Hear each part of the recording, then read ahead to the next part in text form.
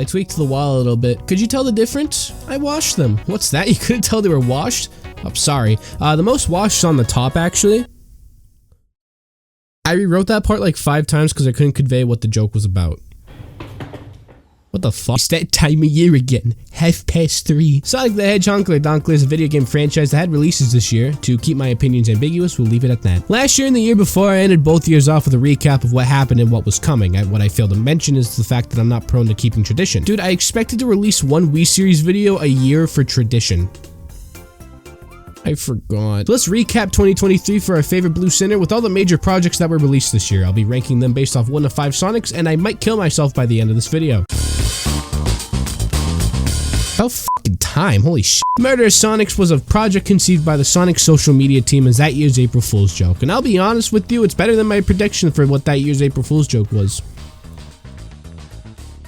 I forgot. This game's a visual novel that takes place on Amy's birthday, and it's about a cute little game of Clue gone wrong after a smart bitch infiltrates it. Sonic's planned to be the killed guy, but the killer actually just fucking knocks him out, which is really funny. It would be funnier if he actually killed him. As for the killer, by the way, the game's been out for almost a year, so it's not really a spoiler at this point. Really don't have many Sonic characters living up to their placements on the tier list. You play as an uncustomizable avatar from Forces named Barry, or whatever you decide your name is, or whatever they decide your name isn't. There could be 2 Sonics living at the same time, you dick. As it's his first day as a train conductor, and there's an old guy conductor who's retiring and his wife's fucking hot. I like this game not because it's engaging gameplay wise, but because it's genuinely charming as hell and has so much personality that I haven't seen in a while for this franchise. It's not groundbreaking, it's just kind of cute. And that's all it has to be. I don't think it's the greatest game ever in the franchise, and I probably spent too much time trying to figure out what names would bypass the censors in the beginning of the game, but the thing we should have done a long time ago is a cute little visual novel that shouldn't be taken too seriously, but it's a fun time, especially with friends. Those minigames can kiss my ass, though. Sonic Prime's the blue limited edition Prime drink. Hold on, I'm getting a call. 1-800, I'm a badass, how can I help you? You can't stall on Sonic Prime, you actually gotta talk about it. But I haven't seen it, why would I talk about something I haven't seen? Do you know how many times you talked about things without playing or seeing them? What makes this so different? You have actually a really good point.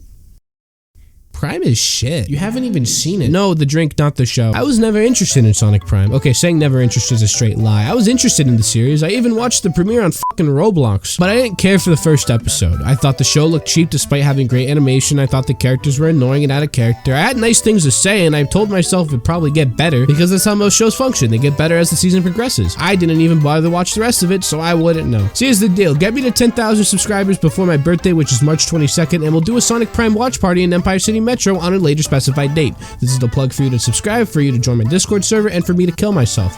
It's a win-win. I swore to never buy Sonic Origins. I also told my ex-wife we spend the rest of our lives together. Sonic Origins was set up to be the definitive way to play the 4 classic Sonic games. Set up? bigsleeter, how'd they fumble? Oh. Sonic Origins was something I wanted oh so badly because I wanted a good way to play Sonic 1 through 3 and Knuckles on heaps of environmental hazards. Legally. Thing was, the way Origins was released left a really bad taste in my mouth, and I swore to myself I'd just find better ways to play these games. Then I left for vacation, got really fucking bored, and wanted to replay Sonic 2. I see why people tell me they wish the guardrail killed me. Sonic Origins, despite many issues, is fine. Dare I say, it's pretty dang alright. Maybe...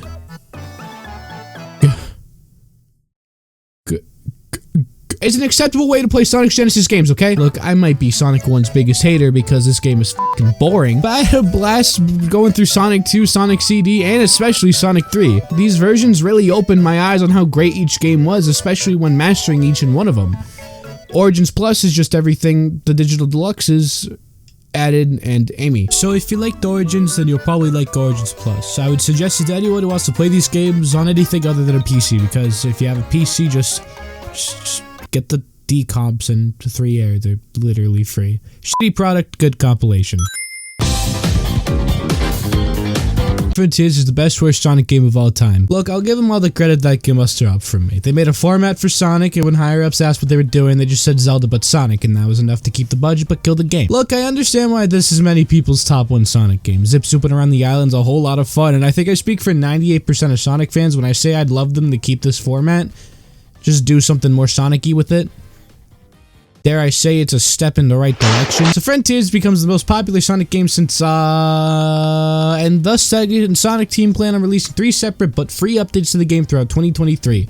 Upping themselves with each previous update, yada yada yada. The first update came out March 2023 with a jukebox and photo mode. Update 2 came out June of that same year with more songs from the jukebox, still tweaking controls, adding the spin dash, and celebratory thingamajigs for Sonic's birthday. Update 1 was probably the most unsubstantial update. Update 2 and 3 completely overhauled the game in their own ways, but update 1 just seemed to add some cool little trinkets people were asking for. The photo mode's underdeveloped in some aspects, but with mods you can get some of the sickest shots Sonic could ever muster up in a game.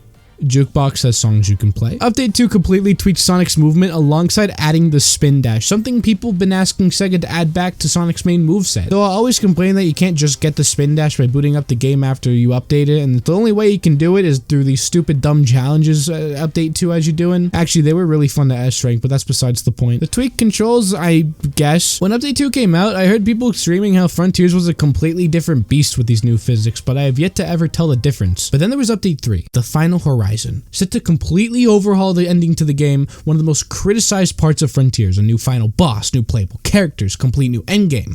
It was mixed. Look, I'm someone who has yet to finish Frontiers, so I'll just slap together what I was told by every single soul.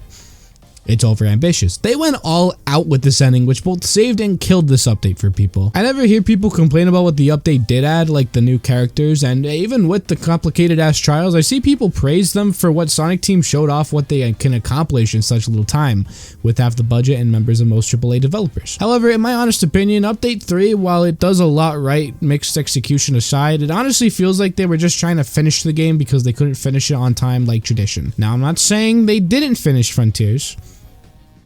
Wait, yeah, I am. Update 3 feels like just what they envisioned the endgame to be, and when they didn't have enough time, they just opted to slap together whatever the fuck Frontiers ending was, and when they given the chance, they completely finished up and released it as the final horizon. But I like it. I honestly think it's the best thing we've gotten this whole year.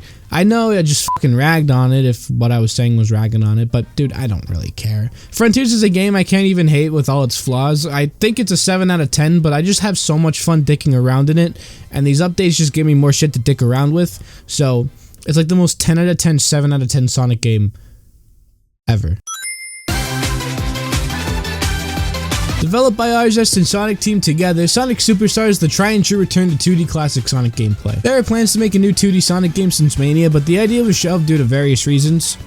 Mainly Sega's a bitch. But after the success of Frontiers, the project was picked back up with Naoto Oshima, the OG creator of Sonic, coming forward to design the game and even creating a new character alongside it. So a completely original classic Sonic game with one of the original creators taking charge on the project?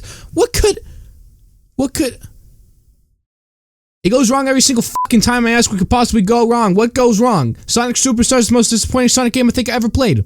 That's what went wrong. It's not bad. It's like in between good and bad, but really fucking far away from both. The game starts off extremely well too, with the first few levels being extremely fun and showing off new mechanics and exciting gameplay. Then it nosedives. I couldn't play it.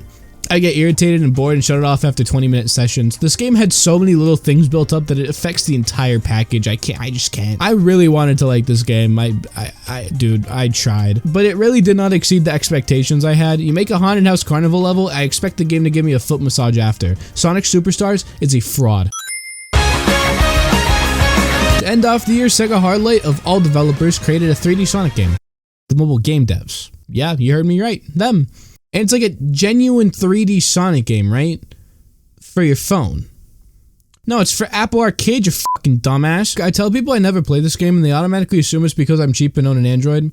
No, I live off Apple products. I'm typing the script on a mid-2013 MacBook Pro 13-inch Retina, so call me Tim Cook's wife. The real reason I haven't played it is because my Apple Arcade trial was used up to play Sonic Racing back in like 2020, and I really do not want to spend the money to buy Apple Arcade again right now. So here's the deal. Alongside Sonic Prime's deal, I'll throw it in my wallet, and if I hit 10K before my birthday, I'll buy a month of Apple Arcade and play Sonic Dream Team. I hope this doesn't backfire on me. Overall, 2013 for Sonic wasn't that bad. I think 2022 for Sonic was a smidge better because we got a fucking whole new Sonic game alongside Origins, a movie sequel, a new animated show. 2022 was pretty much a year for Sonic. 2023 was just an expansion of that with Superstars there just sucking dick, I guess. I don't know. 2024 for Sonic doesn't seem like it has much going on for it. I believe we'll probably get some teasers for projects down in 2025, or hell, even if we're lucky, maybe even a new game. So with that said, bro, I'm stupid. I just remember the movie was coming out this year. Huh, weren't I, dumbass?